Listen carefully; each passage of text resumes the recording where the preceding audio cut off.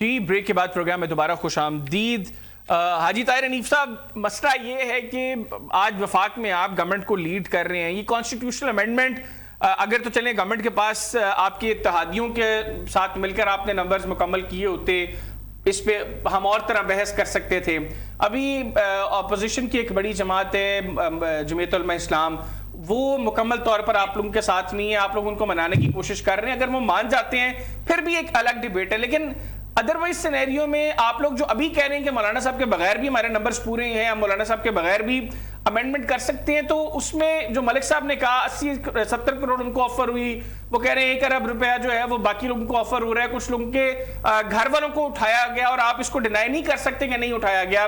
जो सादुल्लाह बलूच हैं उनकी फैमिली के साथ जो कुछ हुआ, और भी लोगों को इसी तरीके से थ्रेट करने की कोशिश की जा रही है।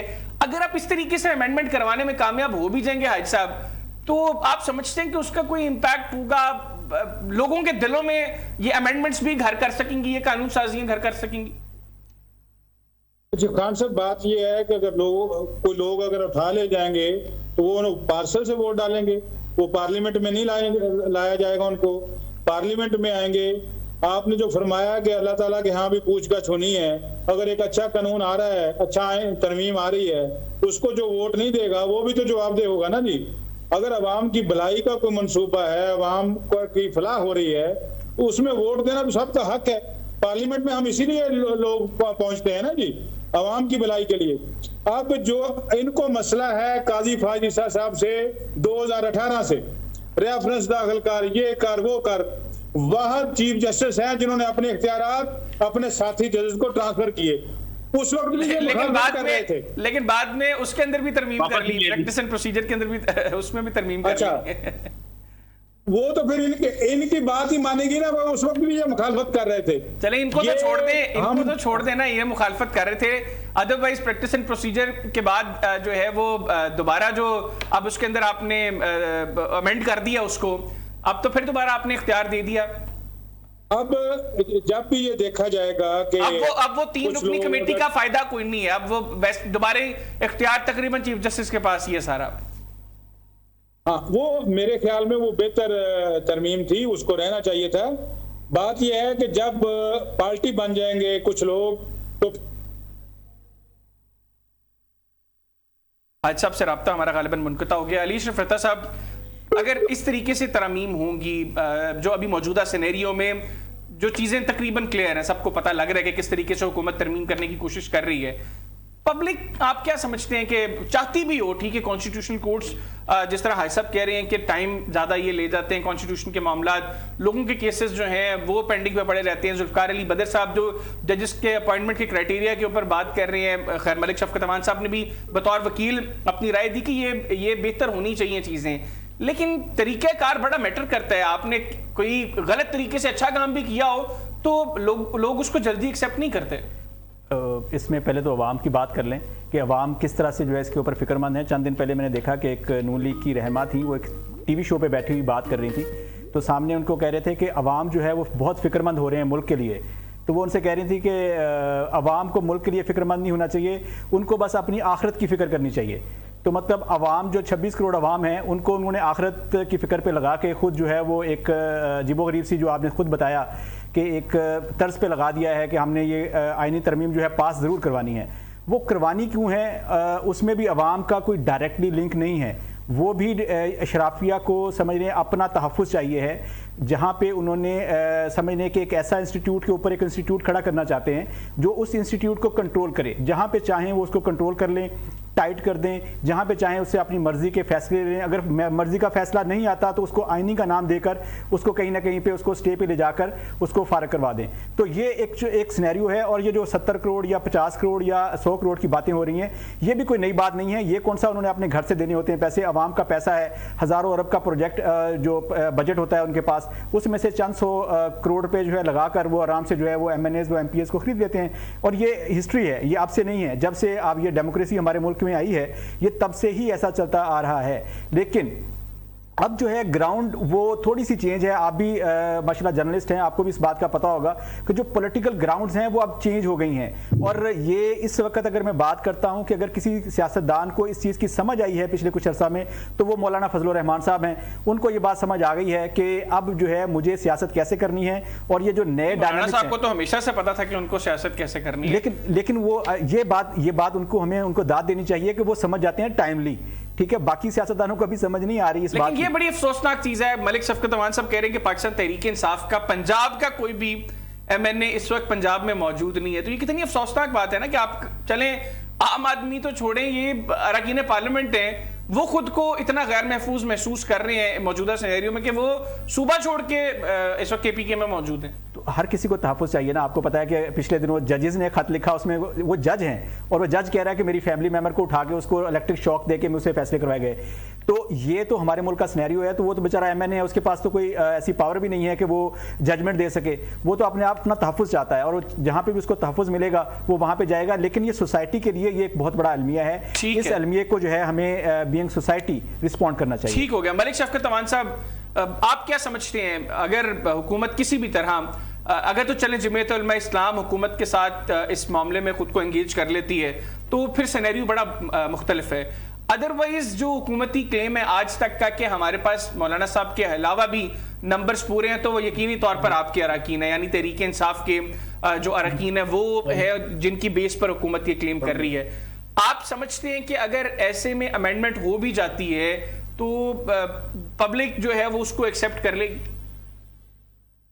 पहली बात तो ये है खान साहब के मेक इट श्योर कि इनके पास नंबर पूरे नहीं है और ये मौलाना फजलुर रहमान के बगैर नंबर पूरे कर भी नहीं सकते। हमारे लोग ना बिक रहे हैं, ना प्रेशर में आ रहे हैं और ना ही किसी भी तौर पर इस गैर आईनी तरमीम का साथ देंगे। नंबर ये गेम इनकी कभी भी पूरी नहीं होगी। और अगर for the sake of argument ये बंदों को उठाकर, उनकी फैमिलीज को उठाकर किसी से वोट लेकर इस तरह की तरमीम कर भी लें तो क्या ये डेमोक्रेटिक वे है? इससे बेहतर है फिर मार्शल लॉ लगाएं और जिस तरह पहले मुल्क में होता रहा 40 साल तक वो करें। ये डेमोक्रेसी का नाम तो ना दें इसको कम से कम, या डेमोक्रेसी का नाम बदनाम तो ना करें। ये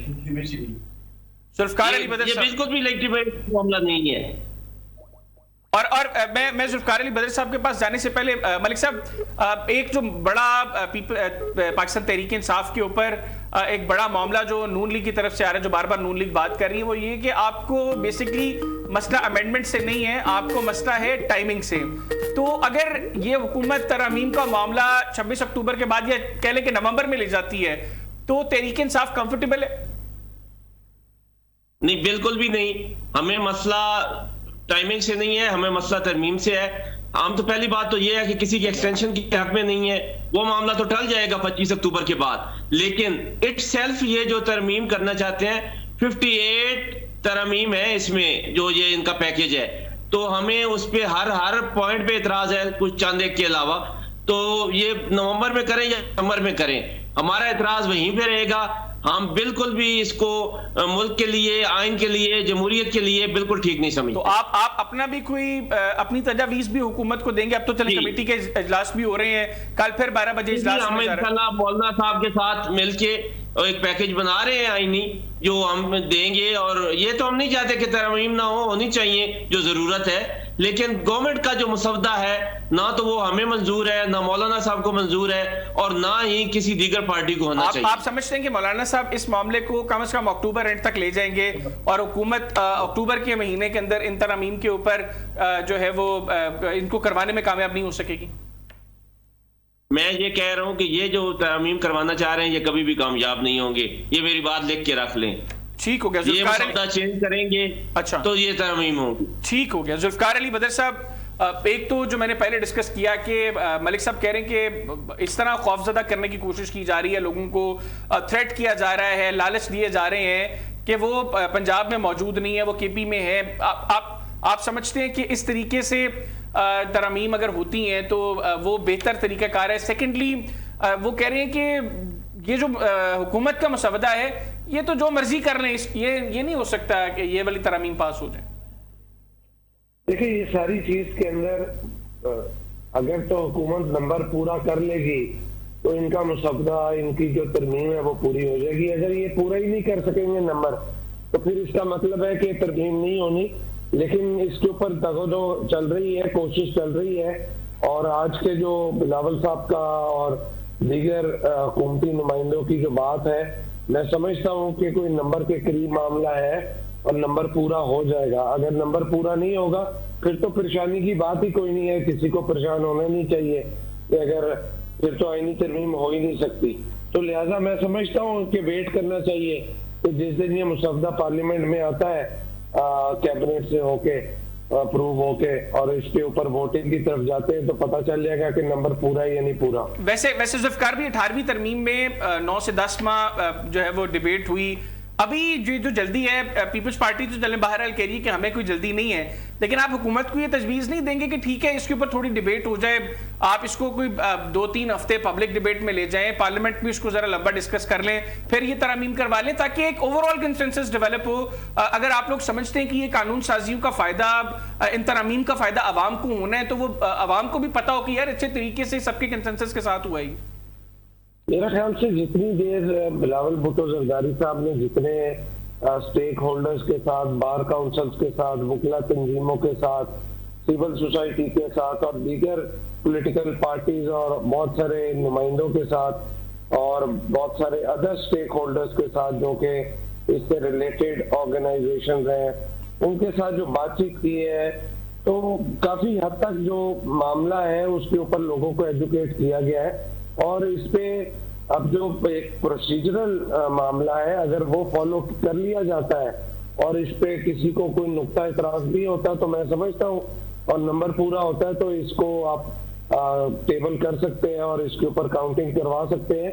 ये बहस तो अब फिर तब आती ना कि अब ये इतनी जो लोगों को एजुकेट किया गया, बातचीत की गई, अगर ये ना की जाती, जैसे पिछले महीने के अंदर ये मामला कोशिश कर रहे थे कि रातों रात हो जाए और नहीं हो सका, तो उसमें फिर बिलावल, लेकिन अभी भी जुल्फकार भी बहुत सी चीजें वो है जो पब्लिक के नोटिस में नहीं है। मतलब अभी मुसवदा या तो पब्लिक हो, उसके बाद पब्लिक में भी कोई थोड़ी सी डिस्कशन हो, कम से कम एक आवाम की राय जो है वो भी सामने आ जाती है कि आवाम के क्या सोच है इसके ऊपर। देखिए आज तो मीडिया वालों को तो ये मुसवदा शेयर कर दिया गया, टीवी चैनल्स को कर दिया गया है और बहुत सारे जो बार एसोसिएशन है उनको, उनके हेड्स को कर दिया गया है, जो लोग मैटर करते हैं, जो स्टेक होल्डर्स है, सिविल सोसाइटी के बहुत सी ऑर्गेनाइजेशन, जो थिंक टैंक है। यानी आप भी समझते हैं कि इसके ऊपर बहस 2 हफ्ते पहले ही असेंबली में बहस होनी चाहिए, मैं ये नहीं कहता, ठीक है, ये असेंबली में बहस होने से पहले इसका जो ड्यू प्रोसेस है